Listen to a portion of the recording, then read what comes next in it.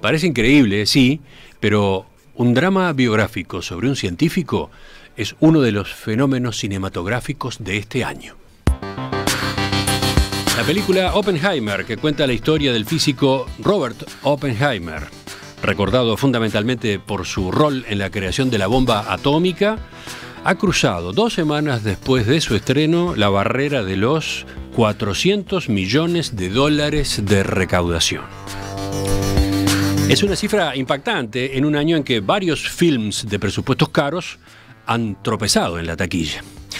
Sobre todo porque Oppenheimer es el único en el top 10 de los más exitosos de este 2023 que no forma parte de una saga ni se basa en una propiedad intelectual preexistente. Se nutre, en cambio, de una biografía titulada Prometeo Americano, el triunfo y la tragedia de Robert Oppenheimer, escrito por los historiadores Kay Bird y Martin Sherwin. Pero el éxito también sorprende porque su foco está en un episodio oscuro, o al menos muy complejo, de la historia reciente, el llamado Proyecto Manhattan y su desembocadura en los bombardeos sobre Hiroshima y Nagasaki al final de la Segunda Guerra Mundial. 200.000 muertos y el desarrollo posterior de armas nucleares mucho más potentes fueron las consecuencias de aquel trabajo. Con la actuación protagónica de Cillian Murphy, la película, de 3 horas de duración, recorre los primeros estudios de Oppenheimer como físico, sus relaciones personales, los testeos de la bomba atómica en el desierto de Nuevo México, el cuestionamiento oficial que enfrentó en la época del macartismo y la forma en que el científico fue luego atormentado por el fruto de su investigación. I remembered the line from the Hindu scripture, the Bhagavad Gita. Recordé la cita de las escrituras hindúes, el Bhagavad Gita. Vishnu está intentando persuadir al príncipe de que tiene que cumplir su deber y para impresionarlo cobra su forma de varios brazos y dice: me he convertido en la muerte, el destructor de mundos. Supongo que todos sentimos eso en una u otra forma, decía Oppenheimer en esta grabación años más tarde, refiriéndose a la reacción del equipo que le encabezaba después de las primeras pruebas de la bomba. Hay varios enfoques posibles sobre lo que está ocurriendo con Oppenheimer. Por ejemplo, la relación que tiene con el éxito conjunto de Barbie, o cómo esta película encaja en la filmografía de su director, Nolan, uno de los últimos cineastas con nombre suficiente como para atraer enormes audiencias a las salas de cine. Hoy, concretamente, lo que les proponemos es una aproximación al personaje central, a Julius Robert Oppenheimer. Su historia académica, su personalidad, los dilemas filosóficos que enfrentó y qué visión existe sobre él en la comunidad científica. Para ese abordaje invitamos al doctor en física Gabriel González, profesor titular en el Instituto de Física de la Facultad de Ciencias de la Universidad de la República. Gabriel, bienvenido. Hola, buenos días. Los oyentes pueden recordarte de otras entrevistas, ¿no? Porque has pasado acá en Perspectiva, por ejemplo, en tu calidad de director de la Autoridad Nacional de Radioprotección. Sí, algunas cosas hablamos de radiaciones, en otra época también del LHC, de los aceleradores de partículas, quizás del 5G. Sí, fueron distintos temas. Resulta, vinimos a descubrir que Oppenheimer es una figura que te interesa, que te atrae. Sí, es un personaje muy particular entre los científicos, ni hablar entre los físicos teóricos o los físicos de partículas, entre los cuales me cuento, digamos. Porque más allá de sus aportes en la teoría, bueno, jugó un rol esencial en la historia de la humanidad, diría. Sí, ahora volveremos a eso. Sí. Ahora volveremos a eso. Empecemos con la trayectoria de Oppenheimer antes de la bomba. Nació en Nueva York en 1904. Estudió en Europa y al comienzo de su carrera trabajó en los ámbitos de la astrofísica, la física nuclear y la teoría cuántica de los campos. A ver, de aquella etapa, ¿algún destaque en especial? Bueno, desde el comienzo Oppenheimer fue alguien muy destacado y con una reconocida inteligencia por todos sus colegas. Estudió en Harvard, hizo su doctorado con un premio Nobel, y trabajó en diversas áreas haciendo aportes novedosos e importantes. Fue compañero de los padres de la mecánica cuántica en sus estudios en Göttingen, en Alemania, y después ocupó puestos muy relevantes en las principales universidades en Estados Unidos, Caltech, el Instituto Tecnológico de California, Berkeley, fue director del Instituto de Estudios Avanzados de Princeton, ocupó la plaza que ocupaba Einstein, algunos años después, ¿no? Del fallecimiento de Einstein en 1955. Así que es alguien de primer nivel en física teórica. No es un dato a despreciar la trayectoria política de Oppenheimer. Terminó jugando un papel en su vida en varias de las alternativas de su vida, ¿no? Su cercanía con el comunismo en particular. Sí, aparentemente no era tanto él, en fin, su afiliación al Partido Comunista es controvertida o no es reconocida, pero en todo caso su entorno, su mujer, el hermano, sí estuvieron afiliados al Partido Comunista entonces, pero también hay que tener en cuenta una perspectiva de antes de la Guerra Fría, en la década del 30, sí, la Guerra Civil Española, en la que Oppenheimer también recaudaba fondos y aparentemente tuvo acciones políticas vinculadas con lo que se llamaría ideas progresistas. Sí, aclaremos, Oppenheimer venía de una familia de muy buena posición económica, tenía su herencia, y con esos fondos, por ejemplo, contribuía a los republicanos en la Guerra Civil Española, y lo hacía a través del Partido Comunista, cosa que siempre él puntualizó, aclarando que él no era miembro, pero que sus amigos, sus conocidos le habían recomendado que canalizara el dinero por esa vía, ¿no? Sí, pero yo creo que la perspectiva de ubicarse en la década del 30, sí, mucho antes de la Guerra Fría, de la Segunda Guerra Mundial, cuando la Revolución Rusa tenía poco más de una década, da una perspectiva diferente de lo que significaba entonces esa proximidad y ese quizás anhelo de una sociedad distinta que se compartió muy intensamente en las primeras décadas del siglo XX. Pasemos ahora sí al proyecto Manhattan y la creación de la bomba atómica. Quizás en este punto hay que explicar de manera breve por qué aquella innovación aparece en aquel momento. A ver, 1939, año 1939, los científicos consiguieron por primera vez la división de un núcleo de uranio, la primera fisión de la historia.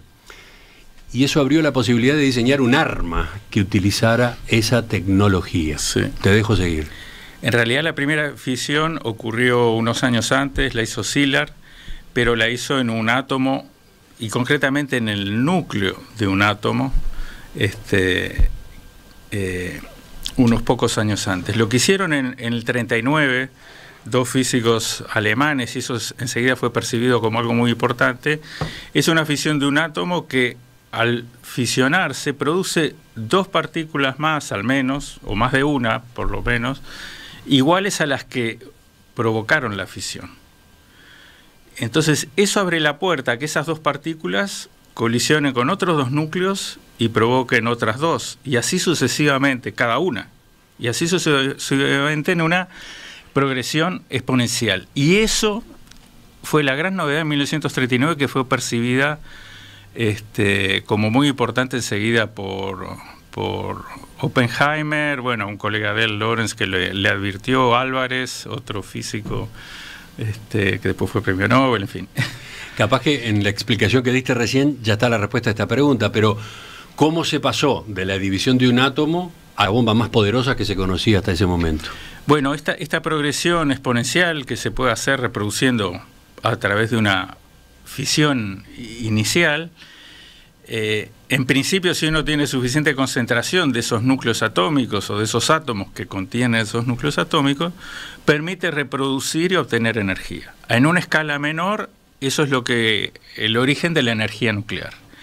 Y en una escala en que uno tiene todos esos átomos muy concentrados, puede provocar que eso ocurra en una región muy pequeña con muchos átomos, y entonces uno tiene una progresión exponencial de esa liberación de energía, pero descontrolada, que da lugar entonces a una explosión convencional, llamémosle, a la producción de energía muy grande en un lapso muy corto de tiempo. Hay que tener en cuenta que una fisión nuclear, la que sea, típicamente, libera una energía que es del orden de 1.000.000 de veces más por unidad de masa, por gramo, digamos, que lo que hace la dinamita, la nitroglicerina, las reacciones químicas usuales. Entonces la diferencia entre lo químico y lo nuclear es 1.000.000 de veces. Y entonces acá estamos hablando de que las bombas nucleares, por ejemplo, producen energía que esencialmente son del orden de 1.000.000 de veces más grandes que las bombas convencionales. Y así se mide la energía de una bomba nuclear expresada en toneladas de TNT, trinitrotolueno. Agreguemos ahora el contexto geopolítico, digamos así. El propio Einstein, el mismísimo Albert Einstein, le envió una carta al presidente Franklin Roosevelt advirtiéndole del peligro de que Alemania desarrollara una bomba de esas características, ¿no? Sí, eso fue el mismo año en que se obtuvo estos alemanes obtuvieron la fisión de uranio. O sea que enseguida fue percibido por la comunidad como un riesgo. Unos años antes, Einstein dudaba de la posibilidad de que de la fisión nuclear se pudiese obtener energía, ¿sí? Pero en 1939 esta fisión de uranio que es fisionado por un neutrón y produce a la vez 2 neutrones en esa fisión, eso abrió la posibilidad entonces de especular con que en el futuro pudiera existir una bomba.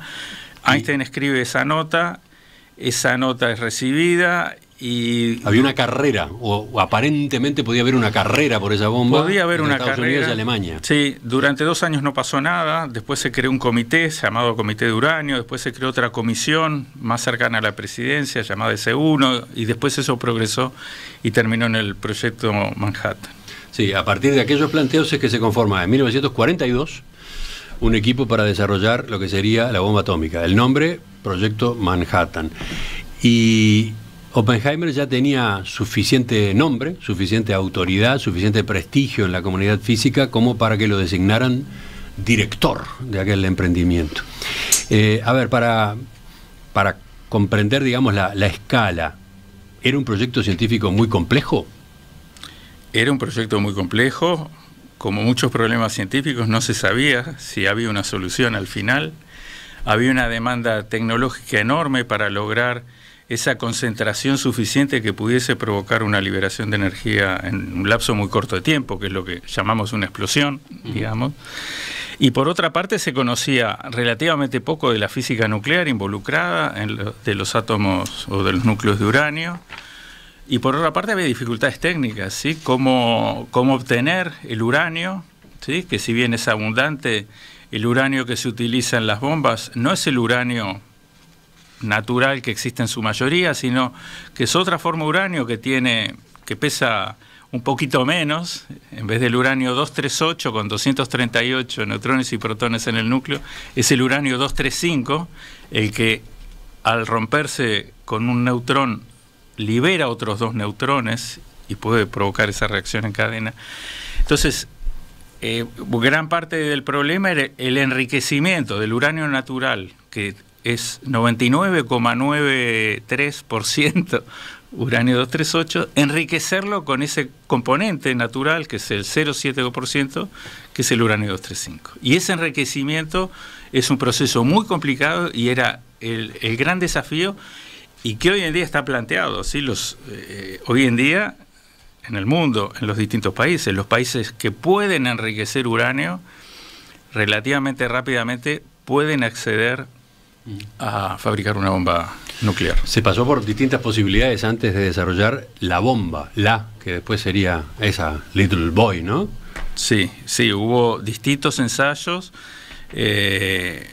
muchos ensayos fallidos, tal cual ocurre en la ciencia corrientemente, y en esto que tiene desafíos científicos y tecnológicos multidisciplinarios en muchas direcciones, pues sí, fue así, muchos ensayos vacíos, y además había distintas posibilidades de cómo hacer la bomba, ¿no? La bomba se obtiene rompiendo átomos, rompiendo núcleos atómicos, pero también podría elegirse el camino de unir núcleos atómicos, que es lo que sucede en las estrellas. La energía del Sol, de las estrellas, proviene no de romper núcleos atómicos, sino de juntar átomos, núcleos atómicos. En el caso de las estrellas son esencialmente livianos. En el caso de la fisión, como el uranio, es romper núcleos pesados, núcleos grandes, ¿sí? Entonces esas posibilidades y el uso de distintos materiales, todos muy escasos y de difícil obtención, eran lo que, bueno, eran uno de los desafíos entonces. Oppenheimer arma una especie de Dream Team, ¿no?, de la comunidad científica de la época.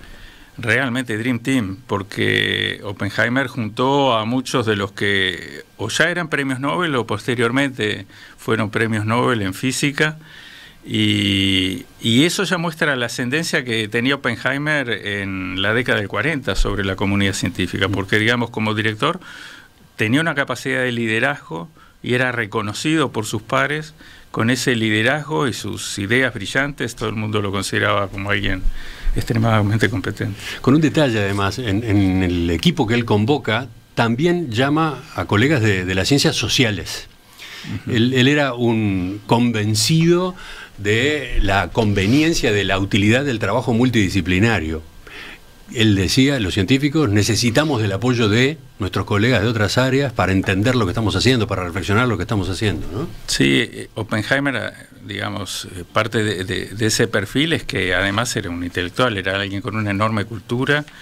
Los versos que citaste recién los tradujo él mismo del sánscrito. En fin, era alguien con una formación enorme, como decía el general líder del proyecto Manhattan. Uno podía hablar de cualquier cosa con Oppenheimer que iba a traer una solución. Y Oppenheimer pide que para desarrollar este trabajo, que termina llevando 2 años, ¿no? 2 años, casi 3 años, se conforme una ciudad, un pueblo. Le pide al gobierno de Estados Unidos que arme ese pueblo, ahí en el desierto, en el estado de Nuevo México, ¿no? Sí, en el estado de Nuevo México, cerca de Albuquerque, que lo hemos conocido por otras seriales como Breaking Bad, muy cerca de Santa Fe, y efectivamente ahí en un lugar relativamente aislado, porque Nuevo México no es un lugar para nada poblado, o lo era, se conforma Los Álamos con miles de científicos. En otros lados de Estados Unidos también ocurrió lo mismo, también asociados al proyecto Manhattan, en Oak Ridge, ¿sí?, en Tennessee.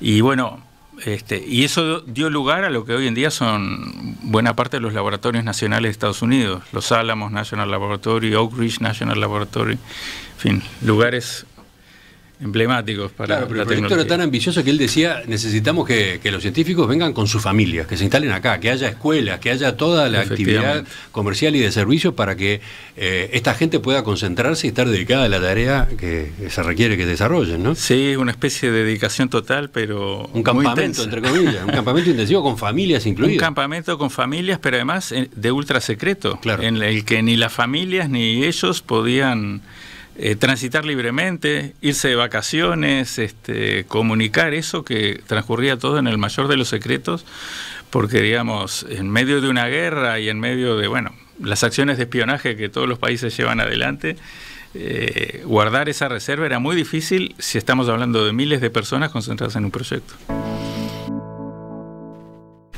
Estamos conociendo hoy en la entrevista central de En Perspectiva la vida y la obra, la personalidad de Robert Oppenheimer, este científico estadounidense que es el personaje central de la película Oppenheimer de Christopher Nolan, que se ve en Montevideo, que se ve en Uruguay y se está viendo en todo el mundo con un éxito increíble. Para eso nos acompaña Gabriel González, doctor en física. Enseguida retomamos la charla. La película Oppenheimer está siendo un éxito de público por encima de lo esperado para un drama biográfico que además no tiene nada que ver con las sagas más taquilleras de los últimos tiempos, que cuenta la historia de Robert Oppenheimer, un científico brillante, especialista en física, que lideró el equipo que creó la bomba atómica que Estados Unidos lanzaría sobre Hiroshima y Nagasaki en 1945. Hoy, en la entrevista central, estamos profundizando en el personaje, en la personalidad. ¿Quién fue Oppenheimer? ¿Cómo se desarrolló aquella investigación que permitió el arma más letal de la historia hasta el momento? ¿Qué visión existe sobre Oppenheimer hoy en la física? Bueno, nos acompaña Gabriel González, doctor en física, docente grado 5 en la Universidad de la República. Gabriel, habíamos empezado a recorrer el proyecto Manhattan. la instalación que se arma allí en el desierto, en el estado de Nuevo México, para que trabaje ese equipo de científicos de primera línea. Un momento clave de toda esta historia es la prueba Trinity, la primera detonación de una bomba atómica. Y acá capaz que hay que subrayar, todo lo que se estaba haciendo se basaba en física teórica, ¿no? Sí. Nunca se había pasado a la prueba, a la práctica. Bueno, como comentamos, hubieron muchos intentos antes de este intento exitoso, ¿sí? Pero efectivamente, hasta el momento que uno lo hace, todo es física teórica en física. Y cuando uno lo hace, puede fallar o puede no fallar. Es una sucesión de ensayos, en general, lo que termina en un resultado exitoso, entre comillas. El director de la película, Christopher Nolan, decía en una entrevista con la revista Wired: la historia de Oppenheimer me ha acompañado durante años, es una idea fascinante. Gente que realiza esos cálculos y observa la relación entre la teoría y el mundo real y concluye que hay una posibilidad muy pequeña, pero posibilidad al fin, de que en aquella prueba destruyeran el mundo entero. Y sin embargo, dice, apretaron el botón. Esto es estremecedor. Efectivamente, en aquella prueba pudo haber habido una catástrofe planetaria. Efectivamente, por lo menos en la física, bueno, la física hoy en día, la física moderna, la física cuántica, habla en términos de probabilidades. Y algo que llamamos corrientemente imposible, muchas veces más bien quiere decir que tiene una probabilidad extremadamente baja. En algún sentido tampoco es diferente en lo que ocurre en la investigación biológica, donde también se pueden crear situaciones que no van a aniquilar el planeta, pero que pueden tener consecuencias sobre la vida. Recientemente tuvimos una experiencia de 2 o 3 años sobre eso, que todavía tiene un origen relativamente incierto. ¿A qué te estás refiriendo? A la pandemia y a los virus y a las bacterias, y, en fin, a la experimentación en ciencia.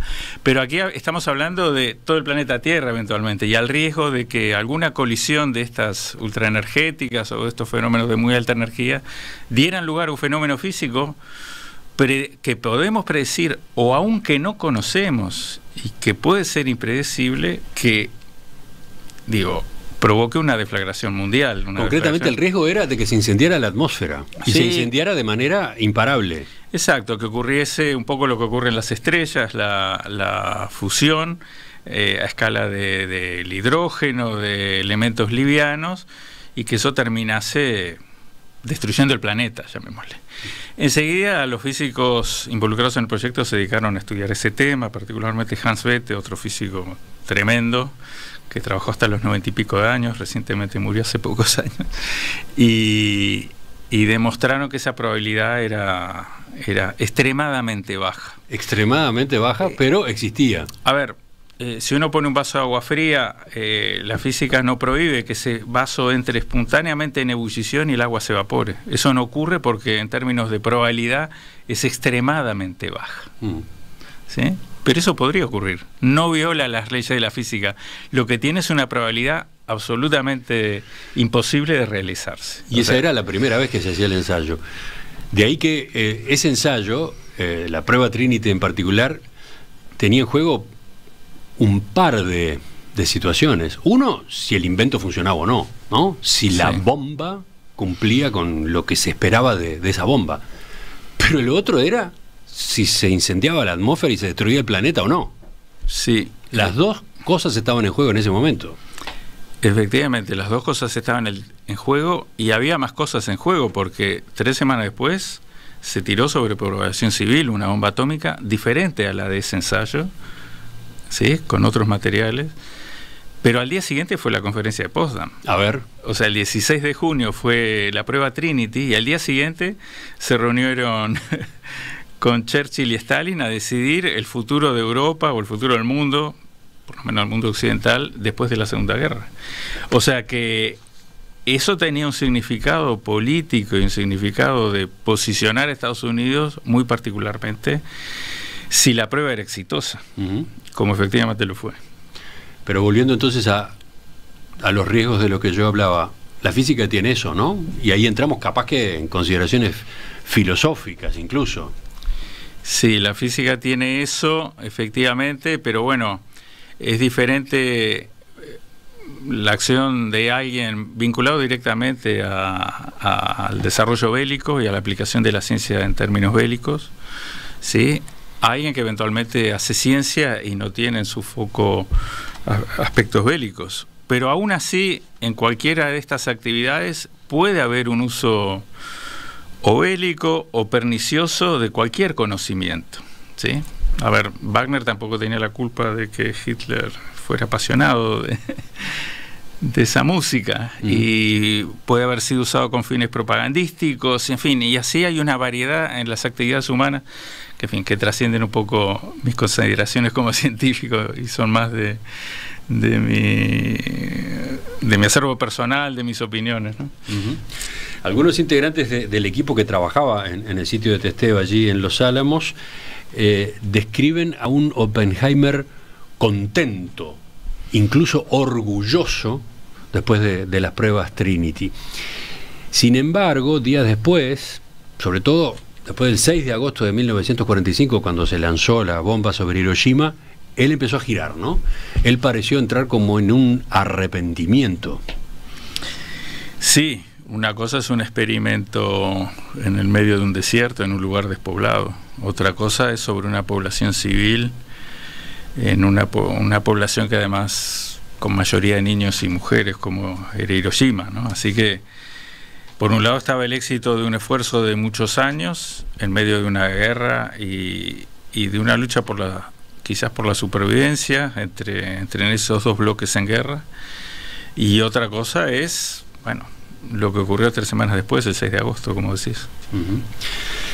Él con el tiempo comenzó una campaña para evitar que se desarrollaran más armas de este estilo, porque claro, aquellas investigaciones habían abierto la puerta a inventos bastante más destructivos, ¿no? Por ejemplo, la bomba de hidrógeno. Así se hizo famosa aquella cita suya, esa que yo manejaba hace un rato: me he convertido en la muerte, el destructor de mundos.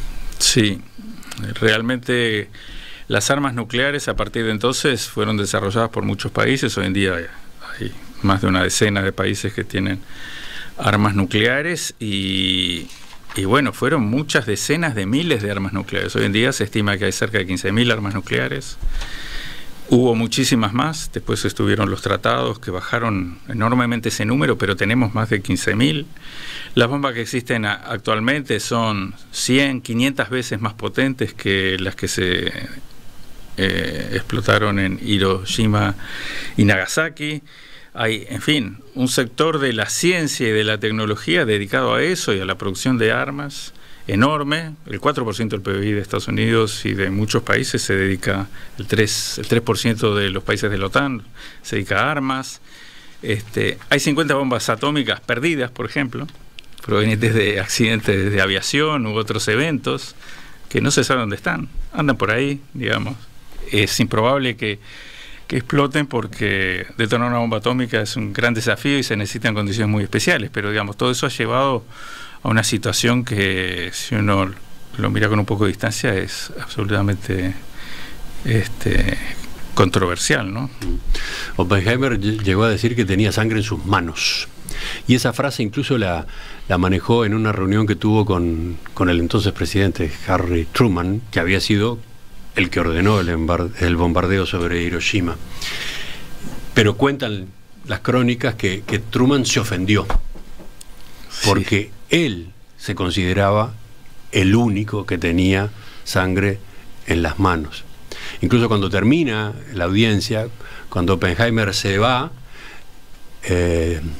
Truman le dice a sus colaboradores que no quería volver a ver a ese niño llorón. Sí, ese es un relato de lo que pasó en esa entrevista, y efectivamente la decisión fue una decisión política al más alto nivel en Estados Unidos, y fue Truman, ¿no?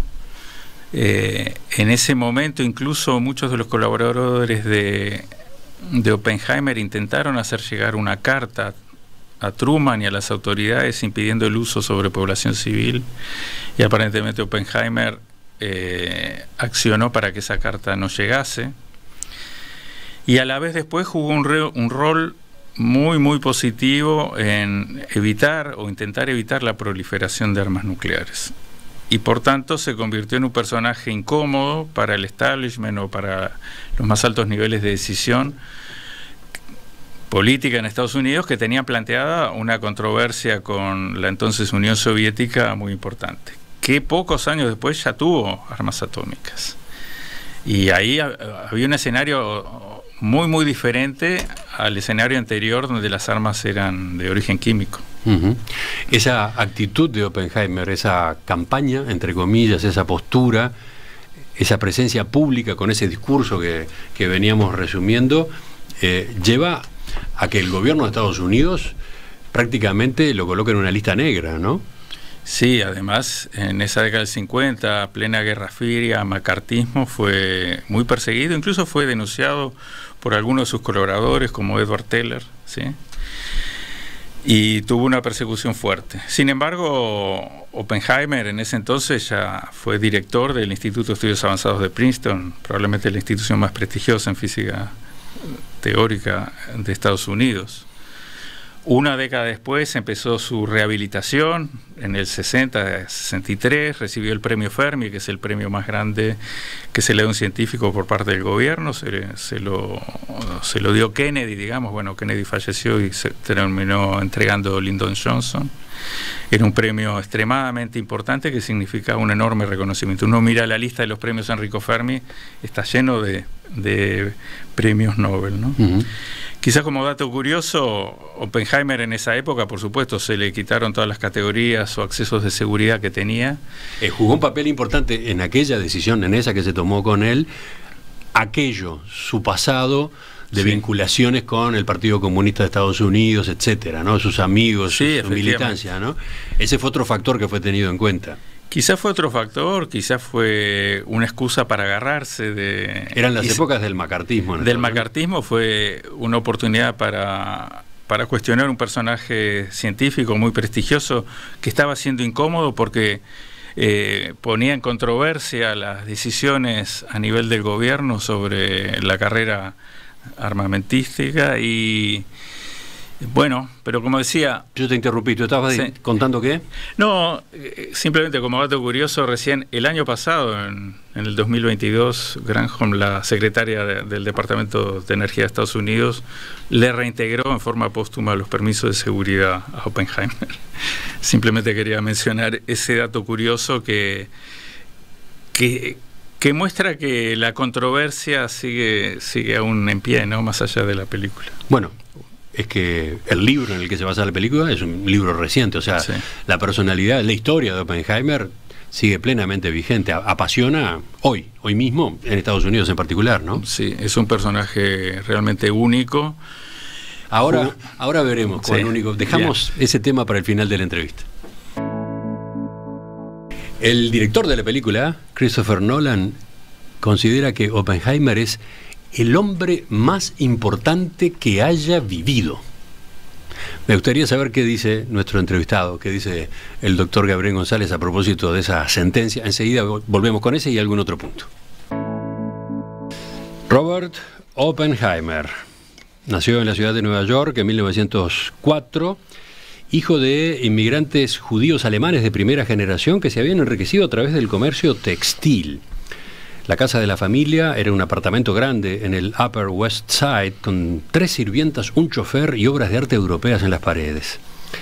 A pesar de aquella educación lujosa por la que pasó, los amigos de la infancia recordaban a Oppenheimer como alguien generoso que no mostraba el comportamiento de quien ha sido excesivamente mimado.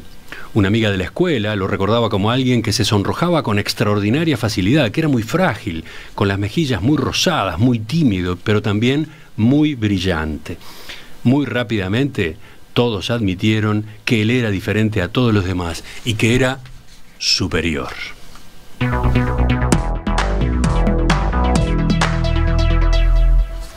Estoy leyendo nada más que un párrafo de una nota larga, excelente, llena de información, de Ben Platts Mills, un escritor y artista, una nota que BBC recogió hace poco y que la recomiendo, ¿no? Vamos a colgarla junto con esta entrevista en nuestra web para quienes quieran profundizar en el personaje. Robert Oppenheimer, tema central de la película y que hoy nos está ayudando a desmenuzar el doctor en física Gabriel González.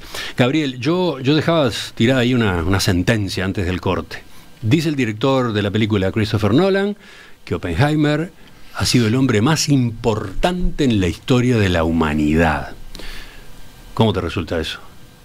Tremenda afirmación, ¿no? Porque abarca todas las esferas, abarca toda la historia de la humanidad, y cada uno tendrá, no sé si se habrá planteado esa pregunta, ¿sí? Pero tendrá una opinión diferente. ¿Cuál es la fundamentación? Él dice, si mis peores miedos son verdad, Oppenheimer será el hombre que destruyó al mundo. ¿Quién puede haber más importante que eso? Bien, yo creo que acá puede caber alguna reflexión, ¿no? Oppenheimer sin duda tiene una responsabilidad central en el sentido que fue alguien reconocido en la comunidad científica al más alto nivel y fue capaz de catalizar y de liderar ese grupo que terminó con la bomba atómica. O sea, dice Nolan, creó un artefacto capaz de destruir el mundo, capaz de destruir el planeta. ¿Quién puede ser más importante que ese, no?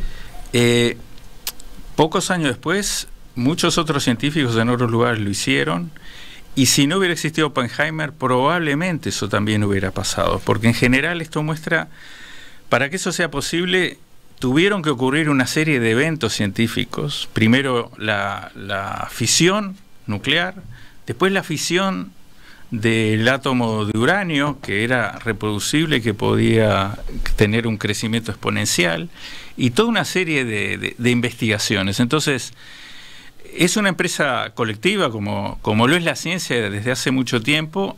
Oppenheimer jugó un rol central. Pero si él no hubiera existido, en mi opinión, esto hubiera pasado de todas maneras, con otros nombres quizás no tan famosos o igualmente famosos, ¿sí?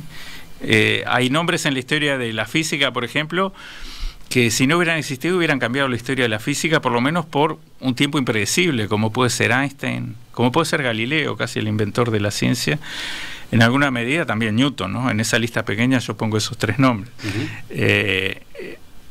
También algún creador de la mecánica cuántica, digamos. Esas son personas que si no hubieran existido, bueno, la humanidad en su evolución de esas ideas, de las ideas científicas correspondientes, quizás hubiera tenido una demora o un detour importante.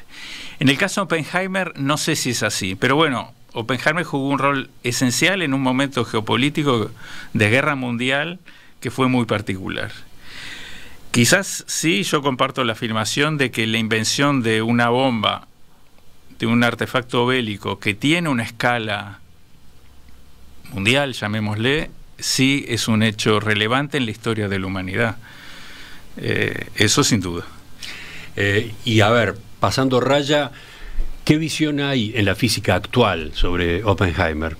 ¿Cómo se lo valora por su actuación como físico teórico? ¿Qué se evalúa, por ejemplo, sobre, no sé, su trayectoria, su personalidad? Bueno, Oppenheimer es un apellido que uno, si estudia física, en particular física teórica, bueno, lo menciona corrientemente. Hay muchos resultados en diversas áreas, astrofísica, estrellas de neutrones, incluso agujeros negros, física de partículas y elementos de mecánica cuántica relativamente elementales que llevan el nombre de Oppenheimer y de Born, por ejemplo, otro de los creadores de la mecánica cuántica. En tal sentido, pertenece a una lista relativamente pequeña de científicos muy relevantes. Pero creo que Nunca ganó el premio Nobel. Nunca ganó el premio Nobel, pero tuvo colegas, tuvo alumnos que fueron premios Nobel, trabajó con premios Nobel todo el tiempo, trabajó con la élite de lo que era la física en esas décadas, dirigió los institutos más importantes. Él mismo fue nominado 3 veces al premio Nobel, no lo recibió. Recibir un premio es siempre en alguna medida también una pequeña casualidad y no se alinearon los astros, para decirlo en términos no científicos, para que recibiese el premio Nobel. Pero es alguien muy reconocido en una lista relativamente pequeña de físicos muy importantes. ¿Por qué ahora la película? El director dice simplemente porque él maduró, porque él logró lo que buscaba desde hace años, que era cómo presentar en un film a ese personaje que a él le fascina y sobre el cual ha estudiado tanto. Dice que fue importante el libro reciente, en el que se basa la película, en fin. Esas son las razones. No hay una fecha, no hay un aniversario, no hay una justificación directa para este momento, para esta película. Pero también es cierto que los debates que la película suscita tienen cierta actualidad si tenemos en cuenta la guerra en Ucrania, ¿no? Donde la posibilidad de un arma atómica, de la amenaza nuclear ha vuelto a instalarse, ¿no? Sí, efectivamente. Yo creo que la publicación de ese libro muestra que un personaje como Oppenheimer y todas las reflexiones que provocan de las actividades humanas o las actividades científicas, en este caso su incidencia en la vida cotidiana de cualquier ser humano, en fin, es una reflexión que no termina todavía de cerrarse ni va a terminar nunca, pero el caso Oppenheimer es un caso particularmente fascinante por la brillantez del personaje, por la complejidad de las situaciones que vivió y de lo que él hizo en ese rol de líder del proyecto Manhattan. En ese sentido, es una reflexión muy actual sobre muchas actividades humanas, no solamente las científicas, que pueden involucrar, si hablamos de ciencia, también a la biología, a la inteligencia artificial, etc. La inteligencia artificial, efectivamente. Creo que por ese lado hay parentescos, por ese lado hay paralelismos, ¿no? El propio director Nolan menciona, cuando un periodista le consulta en una entrevista a propósito de esa campaña que emprendió Oppenheimer después de las bombas atómicas en Hiroshima y Nagasaki, esas campañas para el desarme, para la contención a nivel mundial en el manejo de armas atómicas, dice, sí, puede parecerse a quien hace un desarrollo en inteligencia artificial generativa y después va y se presenta ante el gobierno pidiendo que lo regulen, que regulen esa tecnología, ¿no? Tiene algo, dice, ¿no? Sí, el escenario de la inteligencia artificial también nos está planteando, le plantea a las sociedades, desafíos muy importantes, y la eventual regulación extremadamente difícil, ¿no? ¿Vas a ver la película, supongo? Sí, voy a ver. Anotación importante, nuestro entrevistado no vio la película todavía, ha estado exponiendo a lo largo de este reportaje a partir de lo que él conoce, de lo que él leyó, de lo que él en el pasado hasta ahora ha seguido de la trayectoria y la obra de Oppenheimer. ¿Y qué expectativa tenés con la película? Bueno, en mi descargo debo decir que tampoco vi Barbie, ¿no? Bueno, pero ¿vas a ver las dos? Pero tengo entradas para el domingo, ya la iré a ver. No, tengo expectativas, pero efectivamente hace muchos años que Oppenheimer me resultó un personaje muy fascinante y complicado y en fin, con una incidencia en la vida moderna tremenda relacionada con las bombas atómicas. Yo además en mi profesión estoy directamente relacionado, tanto como profesor como la responsabilidad actual en la Autoridad Nacional Reguladora en Radioprotección, relacionado con la temática, y entonces es alguien cotidiano, llamémosle en algún sentido en mi vida. ¿Pero por qué demoraste tanto en verla? Hace ya, ¿cuántos días? ¿La vas a ver 3 semanas después del estreno? Bueno, conseguir entradas en Cinemateca ha sido complicado. Porque te interesa verla en la versión 35 milímetros. Sí, preferiría. Bien. Bueno, sí. Gabriel González, doctor en física, gracias por acompañarnos, gracias por aceptar este desafío de acá, en esta entrevista, introducirnos, acercarnos a Robert Oppenheimer. No, gracias a ustedes por la oportunidad de charlar y reflexionar de estos temas. Volvemos en cualquier momento. Buenos días.